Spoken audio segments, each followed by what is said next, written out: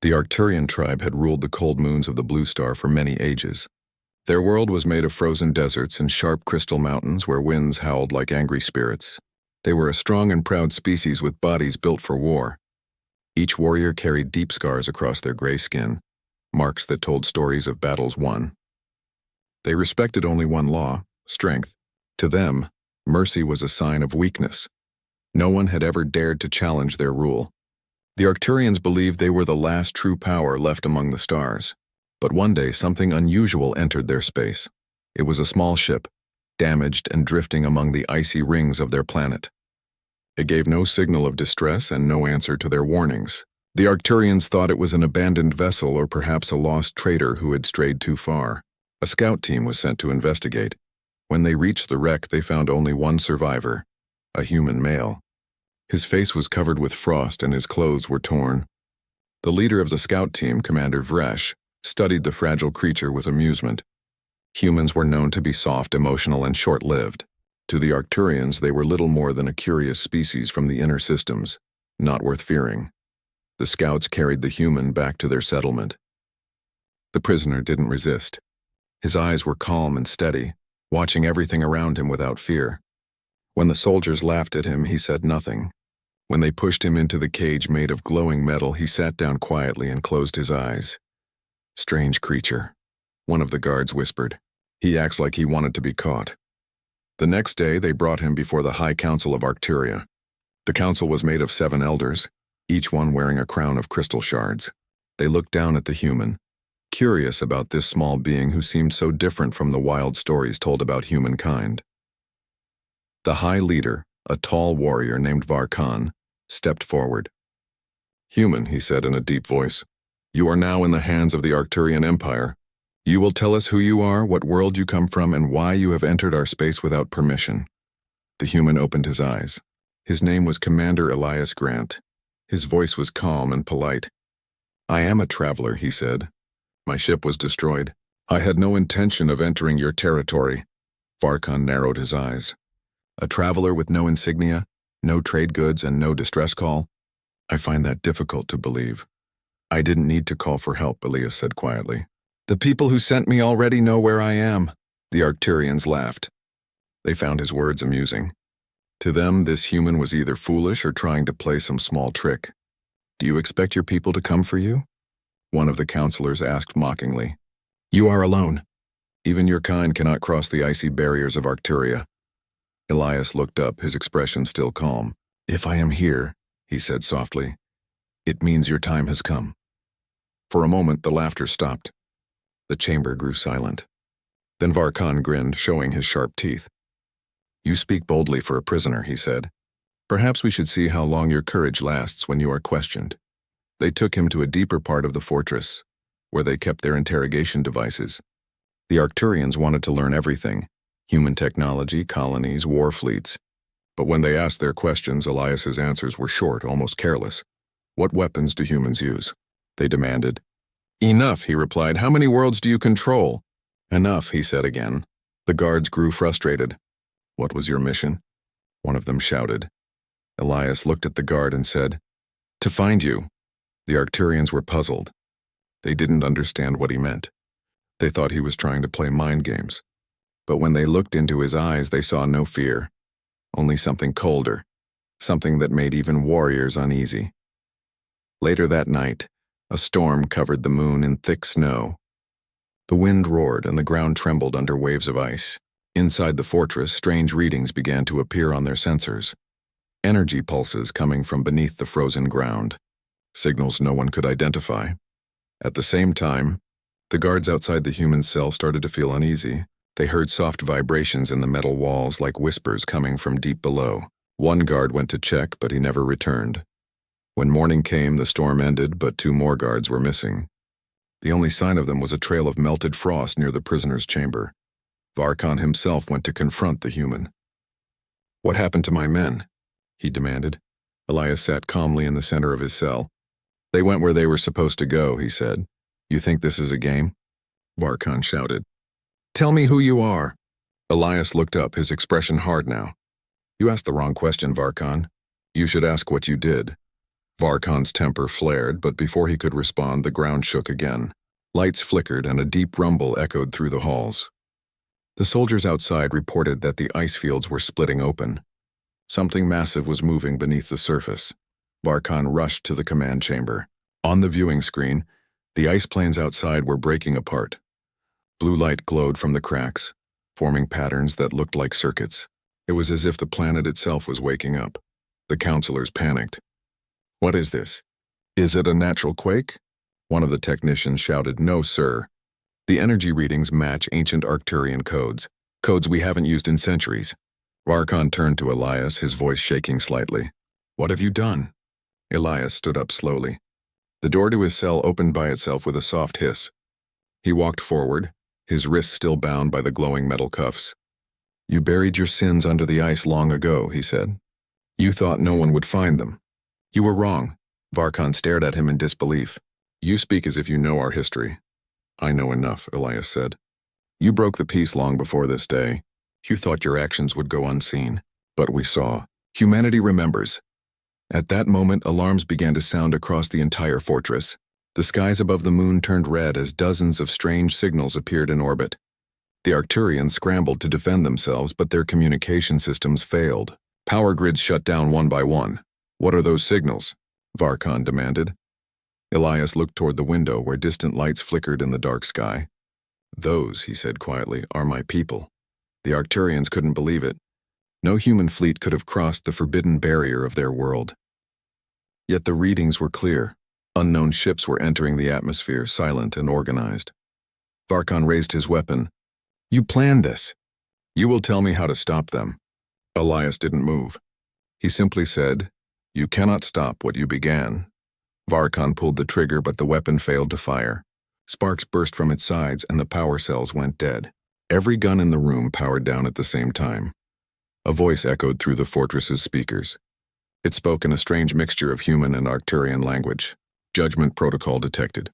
Await execution confirmation." The Arcturians froze. None of them had ever heard such a message before. Varkon turned to Elias again. "Who are you?" he whispered. Elias's eyes glowed faintly with the reflection of the blue light coming from beneath the ice. His voice was steady, quiet, and heavy with meaning. "I am the one sent to end what you began. I am your executioner." The room fell silent. The Arcturians stared at him, unable to speak. Outside, the ground cracked wider. From the deep ice below, something ancient began to rise, a shape larger than their greatest fortress, pulsing with blue energy. The Arcturians watched in horror as their own ancient warship, buried centuries ago, started to awaken. It had been hidden to keep its power sealed forever, yet now it responded to the humans' presence. Elias turned to Varkon one last time. "Your empire built this monster. Humanity only gave it a purpose. You will understand soon." Before anyone could stop him, the human vanished in a burst of white light. The floor trembled violently, and the fortress alarm screamed across the frozen plains.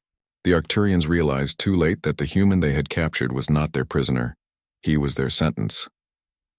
The moon shook as the ancient ship rose higher into the air, glowing brighter than the dying blue star, and far above, unseen by any eye, the human fleet waited for his signal. The age of Arcturian rule was ending, and it had all begun with the capture of one silent man. The ancient warship rose from the frozen ground, shaking the mountains around the Arcturian fortress. Blue light burned through the storm clouds as the ship's long, metallic body lifted into the air. Its engines glowed with energy that had not been seen for centuries. The Arcturians stood frozen in disbelief. The machine was their creation, an old weapon of destruction that their ancestors had hidden under the ice after it almost destroyed their own world. Now, it had awakened. The High Leader, Varkon, shouted orders to his soldiers. "Power up the defense grid. Seal every entrance." But the commands were useless. Their systems were already failing. Screens went dark, communication lines broke, and every control panel in the fortress flickered with strange symbols they couldn't understand. Elias Grant walked calmly through the chaos. His body glowed faintly under the blue light from the ceiling. The soldiers aimed their weapons at him, but nothing worked. Their rifles clicked, failed, and fell silent. The energy inside the fortress now answered to something else, something linked to the man they had captured. Varkon stepped forward, blocking his path. Human, stop this. You will destroy everything. Elias looked at him with a calm face. You destroyed everything long ago, he said. Now you face what you buried. The floor shook again as the warship fully emerged from the ice. Its engines roared like thunder, and pieces of frozen rock floated upward, pulled by invisible energy fields. The fortress began to crack apart. The Arcturian soldiers tried to hold their ground, but fear spread quickly through their ranks. From the windows above, they could see shapes descending from the dark sky, sleek ships marked with the insignia of the human alliance. They came silently, forming a perfect formation around the rising warship. Their lights cut through the storm like white fire.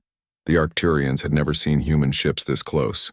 They were smaller than Arcturian vessels, but built with perfect precision and purpose. They looked fragile, but their movement was smooth, organized, and without hesitation. Varkon felt his chest tighten. You planned this, he said. You used us to awaken that ship. Elias did not deny it. Your world broke the peace treaty. You thought your crimes would go unnoticed. Humanity gave you chances, 3 warnings, sent through the Galactic Council. You ignored them all. So now, by interstellar law, judgment falls on you. Varkon's voice trembled with anger. You call this judgment? You bring war. Elias shook his head slowly. This is not war. This is the end of one. He raised his hand. A thin metallic band around his wrist began to glow, sending a signal into the sky. At that moment, every human ship activated its systems. Streams of light connected them together, forming a web of blue energy that surrounded the When execution protocol confirmed, said a calm robotic voice that echoed through. Every speaker in the fortress, the Arcturians, watched in panic as their own war machines turned against them. Drones and defense cannons powered up, but instead of aiming at the humans, they locked onto Arcturian targets. Sparks flew as explosions lit the icy horizon. The once proud fortress was under attack from its own weapons. Elias walked through the falling dust, unshaken by the destruction. Around him, soldiers fled in every direction. Some dropped their weapons. Others tried to protect the civilians hiding in the lower tunnels. He reached the council chamber where the 7 elders of Arcturia stood trembling. Their crystal crowns glowed weakly under the flickering lights. One of them cried out, You cannot do this. You will wipe out an entire species. Elias looked at them steadily. No, only those who built their power on cruelty will fall. The innocent will be protected. As if responding to his words, the warship outside released a pulse of light that spread across the frozen land. The beam swept over the fields, melting the ice and silencing every weapon. But when it passed over the villages and shelters where ordinary Arcturians lived, it changed its color and turned gentle, leaving them unharmed. The elders stared in disbelief. How can it tell the difference? One of them whispered. It knows guilt, Elias said quietly. It knows what you did. The elders tried to defend themselves. We followed orders. We did what was needed for our survival. Elias's expression didn't change. You destroyed human colonies on the edge of the Orion Belt. You enslaved their survivors to mine your ice crystals. You thought no one would find out. But humanity found the proof. I was there. The council chamber fell silent. The Arcturians finally understood who stood before them. Elias Grant was not an ordinary soldier. He was one of the survivors of their attack years ago. Varkon entered the chamber limping from a wound. He looked at Elias with a strange mix of anger and shame. If you were there, then you know we only obeyed the Empire. The orders came from the old throne, not from us. Elias's eyes softened for a moment. Perhaps. But the ones who gave those orders are gone. You wear their symbols now. You carry their name. You are the last link in their chain. Varkon lowered his head. Then finish it, he said quietly. Do what you came to do. Elias looked toward the warship hovering in the distance. Its engines roared louder, and a blue beam shot down from its center, touching the ground just outside the fortress. The ice around it shattered, creating a circle of glowing light. This is your trial, Elias said. Your world will not be destroyed, but your rule ends here. He pressed his wristband once more, and the light expanded, covering the fortress. Every weapon, every command system, every warship in the Arcturian fleet shut down completely. Their control vanished. The power they had used to conquer others was gone. When the light faded, the fortress was silent. The soldiers stood motionless, their weapons useless. Only the wind moved through the broken halls. Varkon sank to his knees, staring at his trembling hands.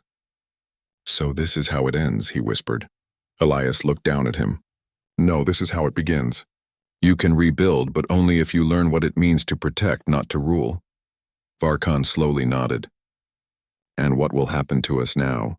You will be taken for trial before the Council of Worlds," Elias said. "Those who are innocent will return home. Those who are guilty will answer for what they've done." Varkan lowered his head in silence. He had nothing left to say. Outside, human landing ships touched down across the icy plains. Drones and medics began to help the surviving civilians. Children peeked out from shelters, their eyes wide with confusion but not fear.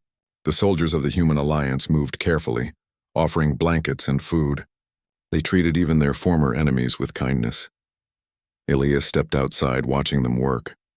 The cold wind brushed against his face, carrying the smell of ozone and ice. Above him, the warship that had risen from the ground slowly began to sink again, returning to its resting place beneath the ice. Its mission was complete. A human officer approached him. "Commander Grant, the protocol is finished. The planet is secure. Should we prepare extraction?" Elias nodded. "Yes. The remaining Arcturian leaders are to be transferred to the Central Tribunal. The civilians stay. They deserve a chance to live." The officer saluted and walked away. Varkan, now under guard, turned to Elias one last time. "Tell me something," he said quietly. "If you were sent to execute us, why did you spare our people?" Elias looked at the dying blue star above. Its light shimmered faintly over the frozen horizon. "Because that is what makes us human," he said. "We don't destroy life, we protect it even when it's not ours." Varkan lowered his head, unable to respond. The soldiers led him away toward the transport ships. Elias stood alone for a while, watching the sky.